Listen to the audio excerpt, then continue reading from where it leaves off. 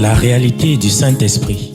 Le Saint-Esprit de Dieu est peu connu par les chrétiens parce que plusieurs ne l'ont pas encore revêtu et même pour ceux qui l'ont revêtu, il demeure un mystère. La lecture de ce livre vous permettra de le revêtir, de connaître son langage et de découvrir les mystères cachés de sa personne. Pour tout contact, appelez au plus 237 678 78 16 21 plus 237 242 0020 09 et il deviendra pour vous une réalité. La réalité du Saint-Esprit, un livre écrit par le révérend pasteur Caleb Ngwa à Tangana.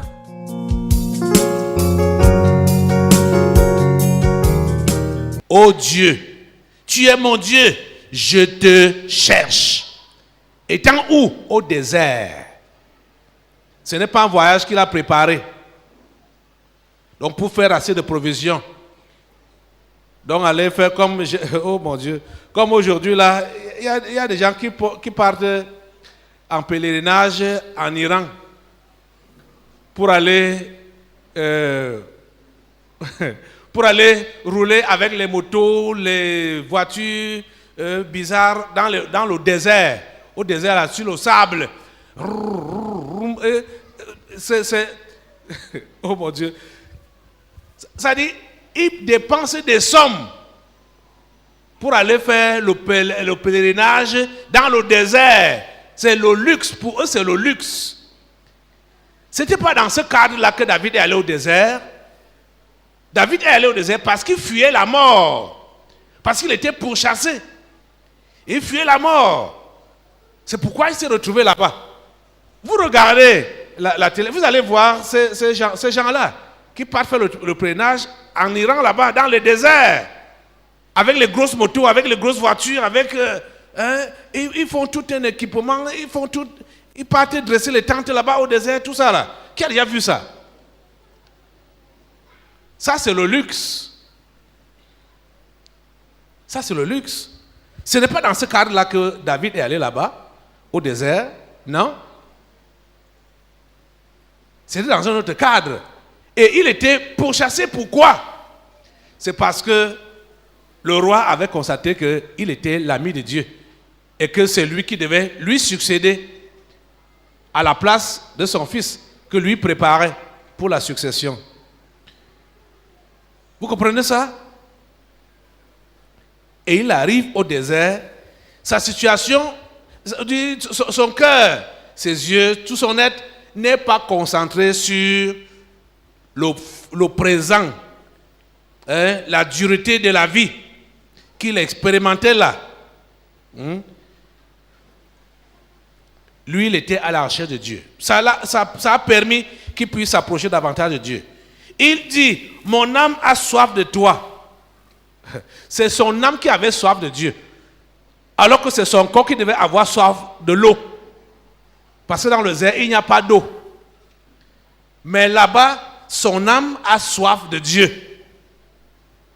Mon âme a soif de toi. Mon corps soupire après toi. Il ne dit pas à Dieu que mon corps chauffe. Mon cœur veut se fondre dans ce désert chaud. Il dit, mon corps soupire après toi. Ou dans une terre aride, desséchée sans eau. Voilà la condition de cette terre-là. Une terre aride, desséchée sans eau. Cet homme n'était pas concentré sur le manque d'eau. Il n'était pas concentré sur la sécheresse. Il n'était pas concentré sur le manque de nourriture, le manque de provisions, le manque de sécurité. Il n'était pas concentré sur ça. Il était concentré sur Dieu. Il était concentré sur Dieu. Vous pouvez donc comprendre la raison pourquoi il dit, je m'écris, loué soit l'Éternel et je suis délivré de mes ennemis. Parce que la nature dans laquelle il était là, c'était devenu aussi son ennemi. C'est-à-dire le désert, cette aridité, était devenu son ennemi. Mais cela ne l'a pas dérangé. Cela n'a pas dérangé. Ça ne l'a pas dérangé. Même pas un peu. Continuons un peu la lecture dans le psaume 63 là. Au verset 3, il dit, ainsi, je te contemple dans le sanctuaire pour voir ta puissance et ta gloire. Oh mon Dieu. Oh, on a souvent dit à certaines personnes ici que ceux qui donnent des raisons que c'est parce que j'ai voyagé que je n'ai pas été là. Et les esprits même qui ne louent pas Dieu disent que tu peux être loin d'ici, mais étant là. Vous voyez ce que David fait là? David dit quoi? Ainsi je te contemple dans le sanctuaire. David était au temple ici là. Il était où? Au désert. Mais son esprit était au sanctuaire, au temple. Le fait qu'il s'est déplacé physiquement pour aller au désert n'a pas enlevé son esprit de la maison de Dieu. Son corps, même oh mon Dieu, tout son être était avec Dieu. Malgré que physiquement, il se retrouvait dans un endroit difficile à vivre. Vous comprenez ça?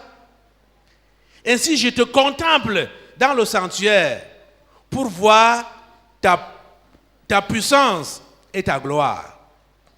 Car ta bonté vaut mieux que la vie.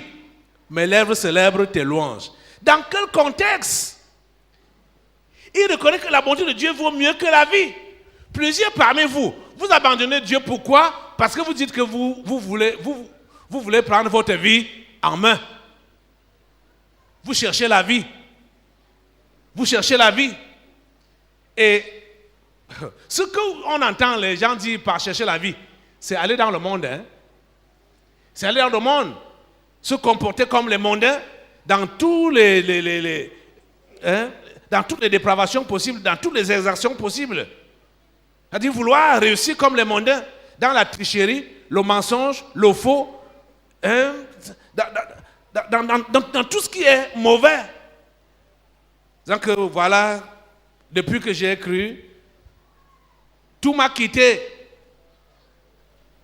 Et maintenant, la vie est devenue dure. Alors il faut que je reprenne ma vie en main. Reprendre donc sa vie en main, c'est quoi? C'est repartir dans les anciennes pratiques malsaines pour prétendre réussir dans sa vie. Le psalmiste dit quoi? David dit quoi? Car ta bonté vaut mieux que la vie. Mes lèvres célèbrent tes louanges. Je te bénirai donc toute ma vie. Oh mon Dieu. Voilà son engagement. Je te bénirai donc toute ma vie. Malgré ce par quoi je passe. Je suis dans une terre aride, desséchée, sans eau. Mais je te bénirai toute ma vie. C'est le langage et l'engagement de tout vrai croyant. Tu es mon Dieu. Je te bénirai toute ma vie. Que tu me guérisses ou pas, je te bénirai. Que tu me bénisses ou pas, je te bénirai. Que tu me délivres ou pas, je te bénirai toute ma vie. Que tu me donnes les enfants, mariage ou n'importe quoi, ce que tu souhaites là, que cela vienne ou pas, Dieu doit être béni par tes lèvres. Si tu es son enfant, tu ne dois pas le bénir sous condition qu'il faut d'abord qu'il te bénisse, il faut d'abord qu'il te donne ce dont tu as besoin avant que tu puisses le bénir toute ta vie. Vous-même, ou toi qui es en train de vouloir rétrograder maintenant là, de vouloir rentrer dans le monde, pour quelle raison? C'est parce que tu trouves que tu n'as pas trouvé la bénédiction en Dieu.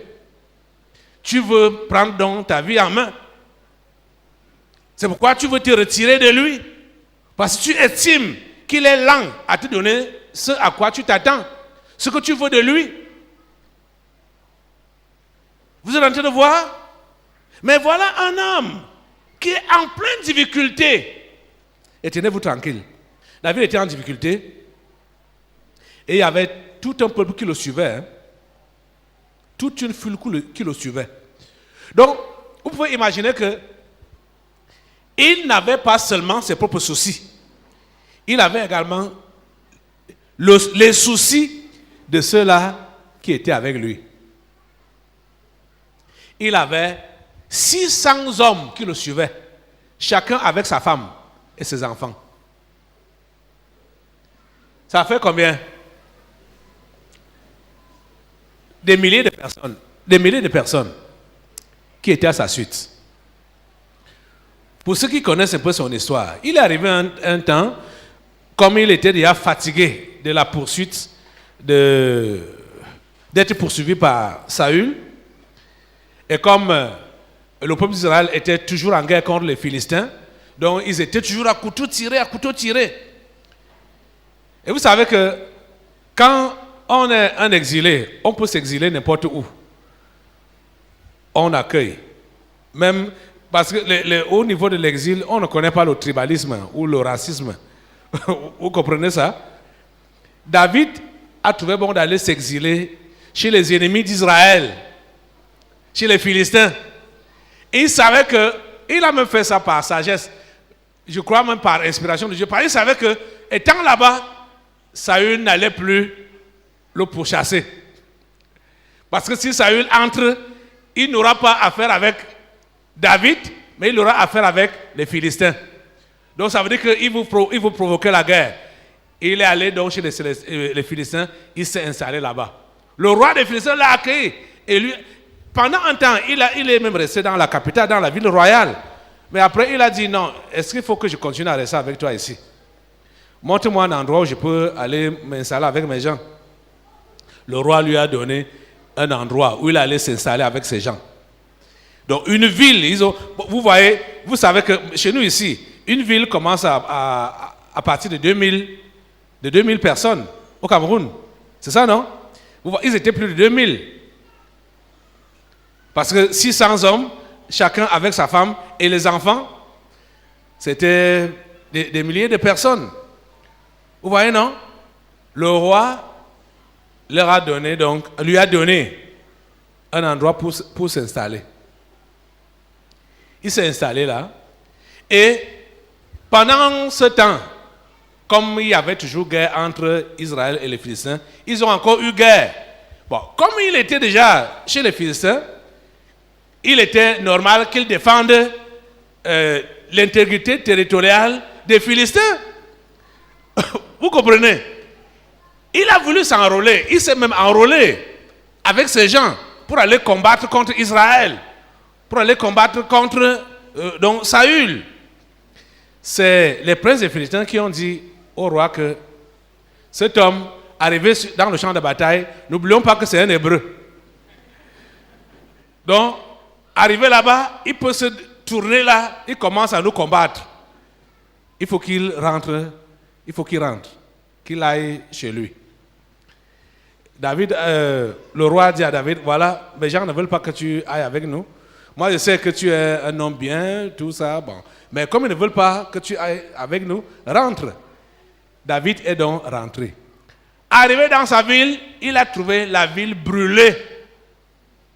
Les Amalécites ont fait incursion et ils ont brûlé toute la ville, ramassé toutes les femmes et les enfants qui étaient là, et toutes les richesses.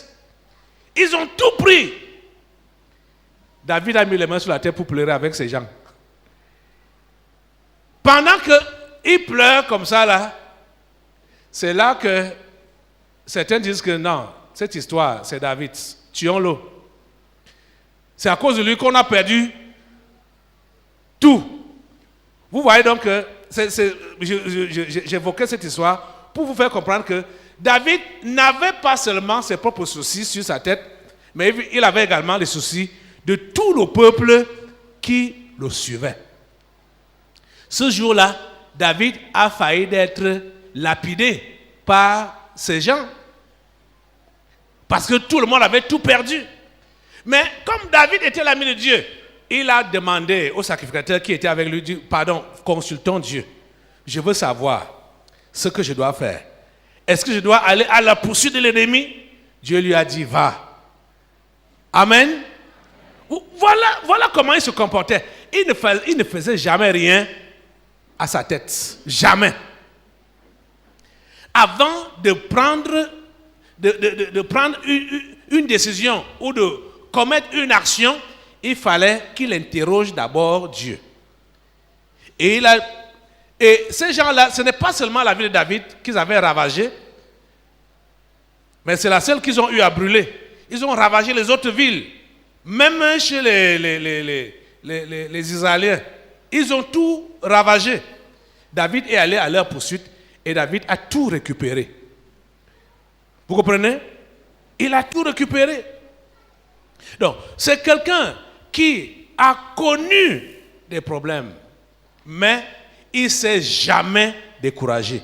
Et il n'a jamais accusé Dieu. Jamais alors. Il n'a jamais accusé Dieu. Vous comprenez ça? Jamais. Donc, vous allez voir, on va vous dire, vous partez voir les prêtres exorcistes, ils vont vous donner des psaumes à réciter, machin. Vous ne savez pas dans quel contexte ça a été fait. Vous ne savez pas dans quel esprit ça a été fait. Vous allez réciter ça, ça ne va rien travailler pour vous. Ça ne va rien vous faire. Parce que vous n'avez pas le même cœur. Vous comprenez ça? Vous n'avez pas le même cœur. Vous n'avez pas la même histoire. Vous n'avez pas le même Dieu avec David. Vous êtes aujourd'hui interpellé à voir le cœur qu'il avait parce qu'il connaissait son Dieu, il était attaché à lui et il savait que son Dieu lui voulait du bien, même s'il passait par les épreuves, que c'était un passage normal qui lui permettait, lui, de chercher davantage la communion avec son Dieu. David n'avait jamais pris les problèmes de sa vie comme si ça venait nuire son existence sur la terre. Mais il a pris les problèmes de sa vie comme des occasions pour se rapprocher davantage de Dieu. Vous comprenez ça? C'est l'attitude que vous devez avoir. Si vous avez cette attitude-là, que dès que les esprits familiers ont délégué des gens derrière vous, ils ont délégué des esprits derrière vous, des guerriers derrière vous. Ils ont commencé à vous flécher. Vous avez commencé à connaître des pertes. Ça peut être des pertes matérielles, ça peut être des pertes au niveau même de votre santé, ça peut être des pertes au niveau relationnel. Vous avez commencé à connaître des pertes. Ne vous lamentez pas. Cherchez davantage la face de Dieu. Dieu a permis ça pour que vous puissiez vous approcher de lui. Vous comprenez ça? David, lui, il avait compris ça. Il avait compris ça. Et il n'a jamais murmuré contre Dieu. Jamais, jamais. Il dit, je te bénirai dans toute ma vie. Verset 5. Je te bénirai dans toute ma vie. Je lèverai mes mains en ton nom. Mon âme sera rassasiée. Mon âme sera rassasiée comme des mets gras et succulents. Et avec des cris de joie sur les lèvres, ma bouche te célébrera.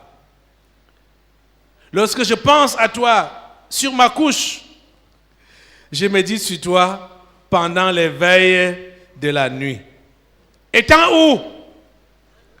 Étant où? Au désert. Dans quel contexte? Un contexte inapproprié pour méditer. Mais toi, comment est-ce que tu passes les veilles de la nuit? Oh Seigneur, cette vie, ça m'amène où? Depuis que j'ai dit que je crois, j'ai bien cru. Mais la vie est devenue dure, les choses sont dures. Je prie même, je jeûne, j'essaie d'appliquer ce que le pasteur enseigne, mais c'est comme si les choses se durcissent davantage. Voilà tes méditations à toi. Voilà tes méditations à toi. Voilà les méditations de plusieurs. Seigneur, ça va finir quand? Hein? Ces problèmes vont finir quand? Cette épreuve va finir quand? Cette galère va finir quand? Seigneur, tu me conduis même où? Je vais où? Quel est même mon avenir? Qu'est-ce que me réserve mes lendemains? Voilà, j'ai même des enfants. J'ai des enfants. Qu'est-ce que ces enfants vont devenir? Cette foi, cette vie chrétienne, ça va même nous conduire où?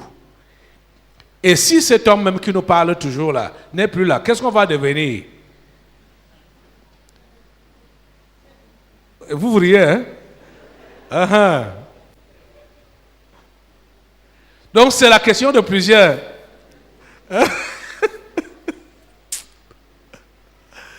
Qu'est-ce qu'on va devenir? Qu'est-ce qu'on sera? À quoi ça va ressembler, hein? La chrétienté. Hein? Voilà les questions, voilà les méditations qui passent dans les têtes de plusieurs. Vous voyez? Ceux-là qui ne vivent même pas le contexte dans lequel David était. Ils ne sont pas pourchassés. Ils ne sont pas à un doigt de la mort. Ou à un ongle, même demi-ongle de la mort. Parce que David a échappé de justesse à la mort, hein, par Saül là. C'est-à-dire les phases majeures là, ça a été à deux reprises. C'est-à-dire à bout portant, où Saül avait l'occasion de le flanquer au mur avec sa lance. Mais Dieu l'a fait échapper. De justesse. À 2 reprises. David était devenu comme un oiseau qu'on pourchasse. Vous voyez? Mais ceux qui sont dans les soucis aujourd'hui ne connaissent même pas le contexte de David, mais ils sont dans les plaines de lamentation. Pourtant, David, dans ce contexte, lui, son cœur est attaché à Dieu. Pour lui, ce n'est que Dieu, ce n'est que Dieu, ce n'est que Dieu. Il dit, lorsque je pense à toi sur ma couche, étant sur sa couche, quelle couche alors? Il est étalé sur le sable, hein, au désert. Ce n'est pas sur son lit à la maison. Il est étalé sur du sable, au désert. Il ne se plaint pas que Seigneur, cette vie va durer comme ça jusqu'à quand? Hein? Je suis devenu l'un de ces insectes du désert pour dormir toujours sur le sable. Hein? Ça va finir quand? Mais il est étalé sur le sable au désert là. Il pense à Dieu. Il pense à Dieu. Il médite sur Dieu. Il médite sur ses bontés. Il médite sur son amour. Vous êtes en train de voir? Oh Seigneur, puisses-tu avoir des gens comme cet homme dans cette assemblée? Il dit, je médite sur toi pendant les veilles de la nuit. Quand toi tu te réveilles et que le sommeil ne revient pas, tu penses à quoi? Hein? David mettait sur Dieu pendant les veilles de la nuit. Quand il se réveillait, ce n'était pas les pensées de l'avenir, de son avenir qui venaient. Que cette poursuite, cette chasse de l'homme par l'homme, ça va continuer jusqu'à quand? Cet homme va me poursuivre jusqu'à quand? Il va s'arrêter quand? Lui-même va périr quand? Ce n'était pas là ces questions. Il méditait sur l'Éternel, sur son Dieu. Car tu es mon secours et je suis dans l'allégresse à l'ombre de tes ailes. Il dit qu'il est dans une grande joie. L'allégresse, c'est une grande joie à l'ombre de ses ailes. Étant où? Couché au désert, en train de fuir son tueur. Il dit qu'il est à l'ombre des ailes de Dieu. Oh mon Dieu. Mon âme est attachée à toi. Ta droite me soutient. Mon âme est attachée à toi. L'âme, c'est ça qui contient les émotions. David dit que son âme est attachée à Dieu. Et quand ton âme peut être attachée à Dieu, tu ne peux pas connaître ce qui est négatif au niveau de tes émotions. Vous voyez? Mais vous, au contraire, vous attachez vos âmes dans des circonstances de votre vie. Et qu'est-ce que ça vous donne? Les inquiétudes, les soucis, la haine, l'amertume. C'est ça que ça vous donne. Pourquoi? Parce que vous attachez votre âme aux choses qui vous entourent, à vos soucis, à vos lendemains. C'est à ça que vous attachez votre âme, au lieu d'attacher votre âme à Dieu. Quand vous attachez votre âme à Dieu, les fruits de son esprit vont commencer à découler dans votre âme. Vous comprenez? La joie, la paix, la patience, et tout ce qui est comme fruit de l'esprit là, c'est ça que vous allez manifester. Vous comprenez? Si vous voyez quelqu'un qui dit qu'il est chrétien, attristé et toujours attristé, comprenez que son âme est attachée à ses lendemains incertains. Son âme n'est pas attachée à Dieu. Donc il passe le clair de son temps à se soucier par rapport à ses lendemains. Vous comprenez ça? Mon âme est attachée à toi. Ta droite me soutient. Vous comprenez? Voilà ses propos. Étant où? Au désert. Il n'a jamais désespéré. Il n'a jamais douté de Dieu.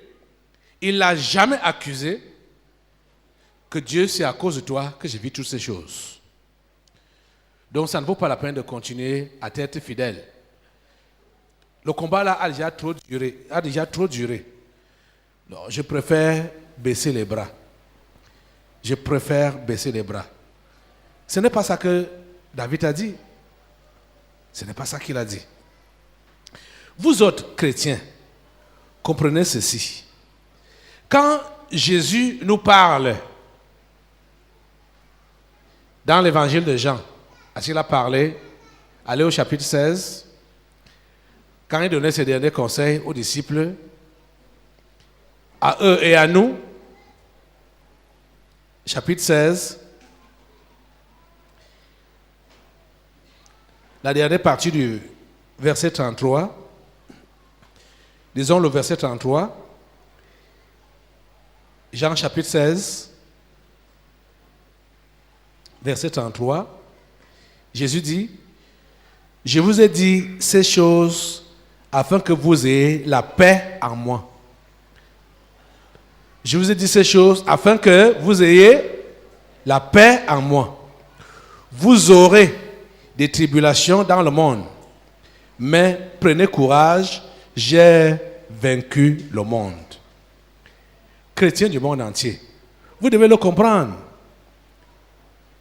Ce n'est pas une supposition. Jésus déclare ce qui va nous arriver. Il nous prévient que nous aurons des tribulations, donc des problèmes, des difficultés, des tests, des ennuis dans ce monde. Mais dans le même temps, il nous dit qu'il a vaincu le monde. Et il nous dit qu'il nous a prévenus à l'avance pour que nous ayons la paix en lui. Ça veut dire que toi, chrétien, tu dois comprendre que aussi longtemps que tu vis dans ce monde, tu auras des tribulations. Mais tu dois garder ta paix en Jésus. Parce que Jésus a vaincu le monde. La régression spirituelle, c'est-à-dire l'abandon de la foi, vient quand et comment? Quand on ne veut plus les tribulations, quand on ne veut plus les problèmes, quand on ne veut plus les difficultés à cause de notre foi, à cause de Jésus. Quand on veut maintenant la belle vie, quand on veut que tout le monde nous accepte et que les gens nous aident, que les gens nous regardent avec un bon œil, hein, que les gens nous approuvent. C'est là qu'on abandonne la foi. Vous comprenez? Tu ne peux plus être chrétien en voulant plaire au monde, en voulant plaire à ton entourage, pour faire comme ils veulent que tu fasses, et tu ne vas plus faire comme Jésus veut que tu fasses. Tu vois? Jésus a été clair ici, là. Il a été clair. Il a parlé longuement en nous prévenant que nous aurons des problèmes. Nous aurons des persécutions. Nous serons rejetés par le monde. Parce que le monde a rejeté Jésus. Et Jésus nous a prévenus que comme ils l'ont traité, c'est comme ça qu'ils vont nous traiter. Comme ils l'ont rejeté, c'est comme ça qu'ils vont nous rejeter. Vous comprenez donc comment quelqu'un peut dire « J'aime Jésus, j'aime Dieu, je veux vraiment le suivre, je veux faire sa volonté. » Mais dès qu'il est confronté aux ennemis de Dieu, qui le menacent de mort, ou même juste d'abandon, que si toi tu continues dans ton chemin là, tu ne fais plus partie des nôtres. Tu n'es plus ma femme, ou tu n'es plus mon mari, tu n'es plus mon enfant, ou tu ne travailles plus ici. Ceux-là préfèrent se réconcilier avec les ennemis de Dieu en abandonnant donc la foi. Vous voyez? Or, nous avons été prévenus par Jésus que nous aurons des tribulations dans le monde, mais que nous devons prendre courage parce que Jésus l'a vaincu. David n'a pas connu Jésus ou même son histoire, mais Dieu a permis que son esprit puisse lui faire comprendre quelle était la mission du Messie. Et lui-même, David, s'identifiait déjà à ce Messie-là. Vous comprenez, non? Oh, c'est terrible, c'est formidable. Quand on marche avec l'Esprit de Dieu. David n'a pas connu le Messie physiquement. Il n'a même pas connu le Messie dans l'histoire, comme nous, on a déjà son histoire de son passage. Mais Dieu a permis que David connaisse l'histoire du Messie par révélation, par son esprit. Parce que quand vous entendez David parler de lui-même, des choses qu'il a expérimentées ou des choses qu'il a vécues, c'est ce que le Messie a aussi vécu. Dans le psaume 22, par exemple. Psaume 22.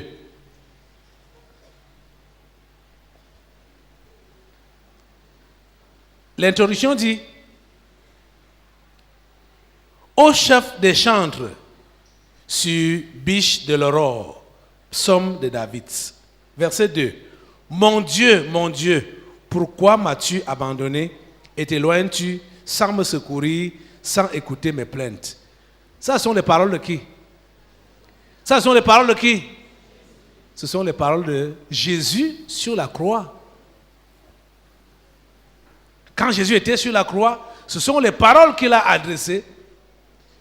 Mon Dieu, pourquoi m'as-tu abandonné? Donc, Dieu a permis que le roi David puisse vivre dans son corps et son être l'expérience de Jésus-Christ. Je veux que vous puissiez voir certains versets 17 et verset 19. Là, il dit: car des chiens m'environnent, une bande de céréales rôde autour de moi. Ils ont percé mes mains et mes pieds. Est-ce que les mains de David avaient été percées? Est-ce que ses pieds avaient été percés? Ils ont percé mes mains et mes pieds. Je pourrais compter tous mes os. Eux, ils observent, ils me regardent. Ils se partagent mes vêtements. Ils tirent au sort ma tunique. David a expérimenté ça. C'est ce qui s'est passé avec Jésus.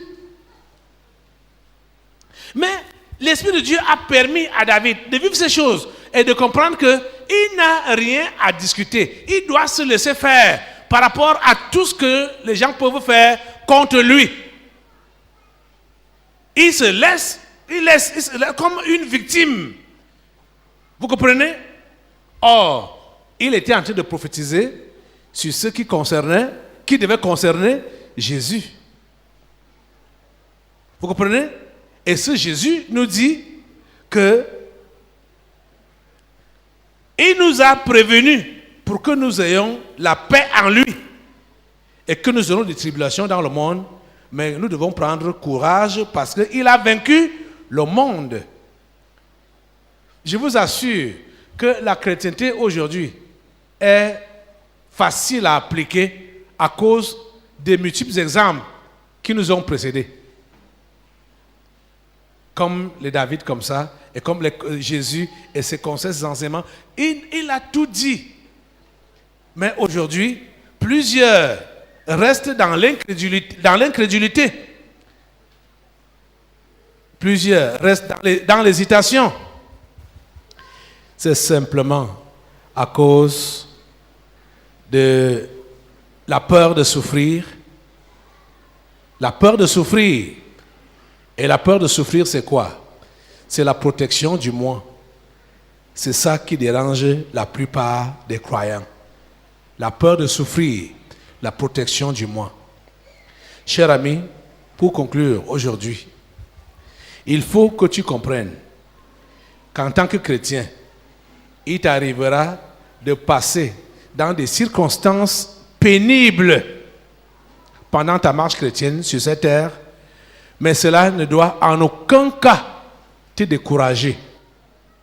Si Dieu permet que tu passes par là, c'est parce qu'il voudrait que tu t'approches davantage de lui, que tu le connaisses davantage, que ton âme s'attache davantage à lui et non aux choses de cette terre et de cette vie.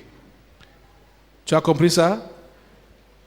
Ce que nous avons vu avec David aujourd'hui, que malgré le fait qu'il passe des nuits et des nuits dans le désert, dans un endroit hostile, sa communion avec Dieu est restée intacte, ou mieux même, sa communion avec Dieu s'est renforcée. Tu comprends? C'est ça que tu devais avoir.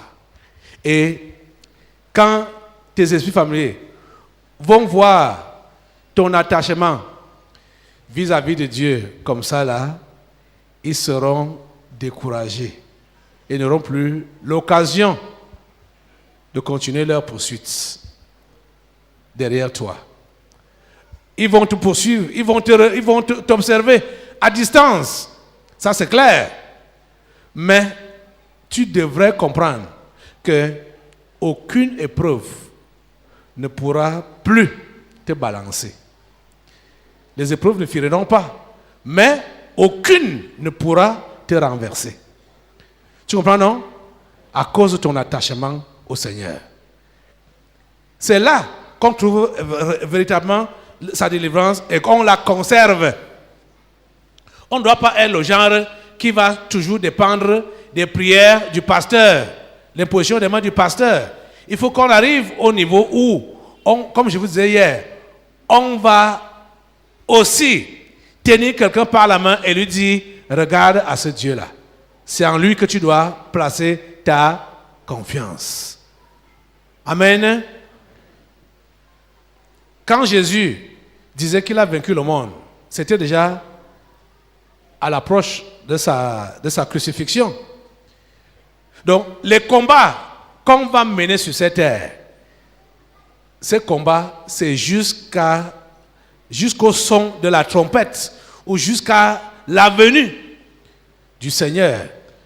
Donc, ne pensez jamais que quand on dit là que on a la victoire en Jésus, ce sera le temps de jeter dans les armes et de commencer la fête. La fête, ce n'est pas ici sur la terre. La fête, c'est au ciel. Amen. Sois prêt à tenir ferme jusqu'au bout. Amen. Tu as compris ça? Le secret de la délivrance pour David, c'était la louange et l'adoration. Dans n'importe quelle circonstance, son âme était attachée à Dieu et non à ses difficultés. Détache ton âme de tes difficultés. Détache ton âme de tes soucis. Détache ton âme de tes problèmes. Détache ton âme de ta maladie. Détache ton âme de ta pauvreté. Détache ton âme de tes peurs. Attache ton âme à Dieu. Tu as compris? Fais-le aujourd'hui. La réalité du Saint-Esprit. Le Saint-Esprit de Dieu est peu connu par les chrétiens parce que plusieurs ne l'ont pas encore revêtu et même pour ceux qui l'ont revêtu, il demeure un mystère. La lecture de ce livre vous permettra de le revêtir, de connaître son langage et de découvrir les mystères cachés de sa personne.